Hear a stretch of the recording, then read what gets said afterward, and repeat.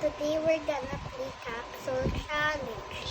This is Red Santa Claus without his reindeer. This is the unicorn, or we'll call Cool. And this is a cute baby Grace. This is called a Smurf. This is a dwarf. Let's see who's gonna win.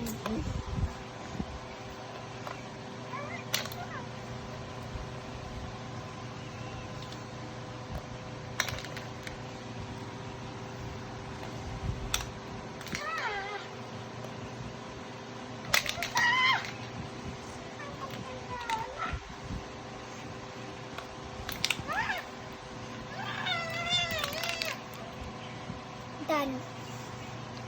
Who win?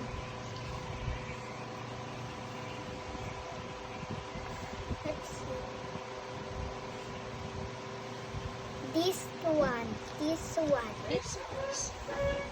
The unicorn one. Who is called Cool.